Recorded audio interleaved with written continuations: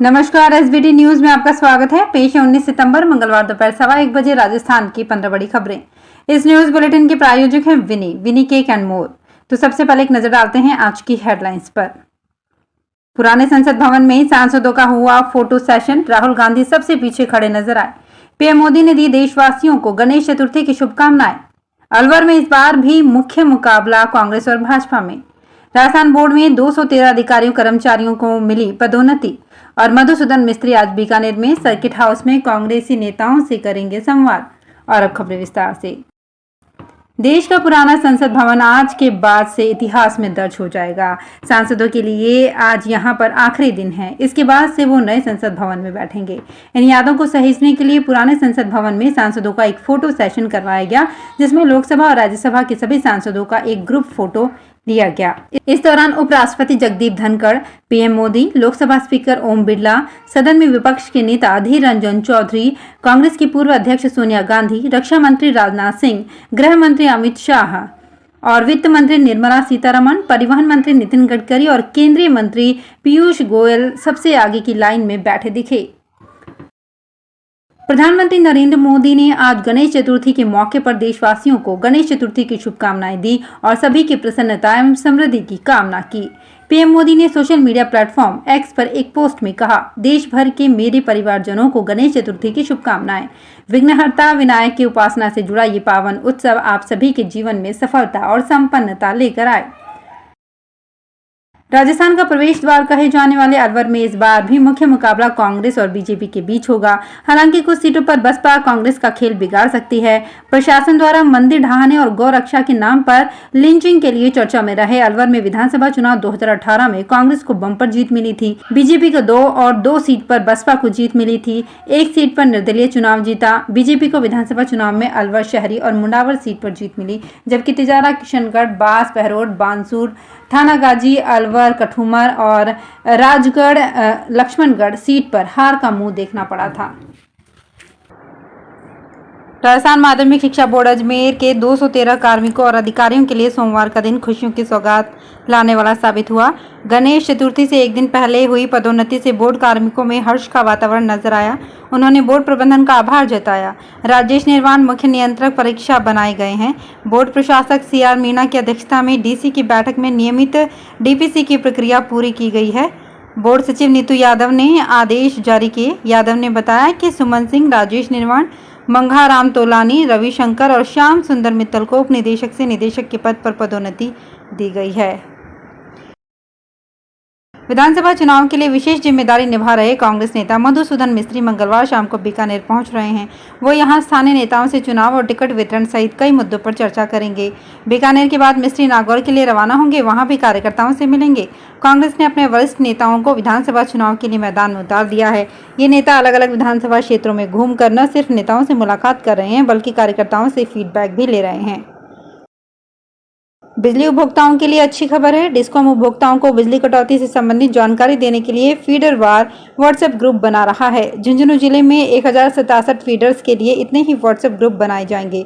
इन पर बिजली खराब होने से लेकर बिजली कटौती संबंधी सूचना समय पर मिल सकेगी, ताकि उपभोक्ताओं को ये पता चल सकेगा कि उनके क्षेत्र में कब से कितनी देर तक बिजली सप्लाई बाधित रहेगी।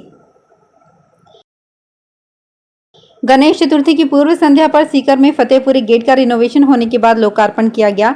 इस कार्यक्रम में शहर विधायक हुए राजेंद्र पारिक और नगर परिषद सभापति जीवन खान सहित शहरवासी मौजूद रहे। विधायक राजेंद्र पारिक ने बताया कि सीकर का फतेहपुरी गेट टूटी फूटी हालत में था। इसे रिनोवेशन करके नगर परिषद ने पूरा हेरिटेज लुक दिया है। इसके अलावा नगर परिषद लगातार शहर की पुरानी विरासत को रिनोवेट कर रही है। पिछले 2 शिक्षा सत्रों से ठंडे बस्ते में पड़ी निःशुल्क साइकिल वितरण योजना में सक्रियता आ गई है। सरकार के निर्देश पर शिक्षा विभाग राजस्थान विधानसभा चुनावों की आचार संहिता लागू होने से पहले साइकिल खरीद प्रक्रिया पूरी कर वितरण की तैयारी में जुट गया है। पिछले सत्र 2022-23 तथा मौजूदा सत्र 2023-24 में पाली जिले में कक्षा 9 में प्रवेशित 7.5 लाख छात्राओं को निःशुल्क साइकिलों का वितरण किया जाना है। विभाग आचार संहिता लगने से पहले इनका वितरण करना चाहता है।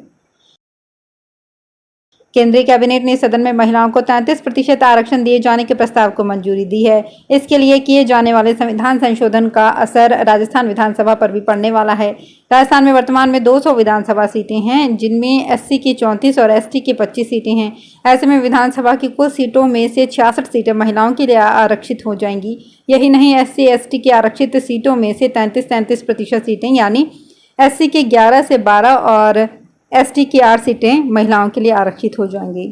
राज्यसभा के वरिष्ठ सांसद घनश्याम तिवारी का कहना है कि देश में लोकसभा और राज्यसभा से पारित होने के साथ ही देश भर की विधानसभाओं और विधान परिषदों में ये लागू हो जाएगा। मध्य प्रदेश और राजस्थान में हुई भारी बारिश के बाद राजस्थान में चंबल, काली सिंध, माही समेत कई नदियों का जलस्तर बढ़ गया है। मध्य प्रदेश में गांधी सागर बांध से करीब 3 लाख क्यूसेक पानी छोड़े जाने के बाद चंबल उफान पर है। इसके बाद कोटा बैराज बांध के 13 गेट खोलने पड़े हैं। इधर जवाहर सागर और राणा प्रताप सागर बांध से भी लगातार पानी छोड़ा जा रहा है। कोटा बैराज से लगातार पानी छोड़े जाने के बाद निचले इलाके जहां पानी भरने की आशंका थी, उन्हें खाली करवाया गया। पश्चिमी राजस्थान के 3 जिलों में आज भी भारी बारिश का अलर्ट जारी किया गया है।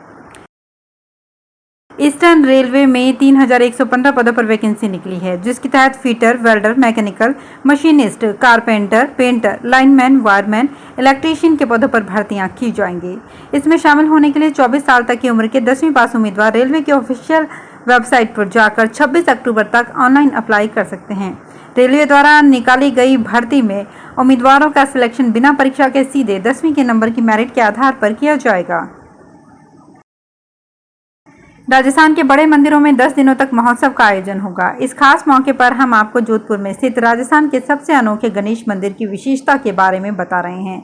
अनोखा इसलिए क्योंकि बाकी मंदिरों में भगवान गणेश अपनी दोनों पत्नी रिद्धि सिद्धि के साथ दर्शन देते हैं।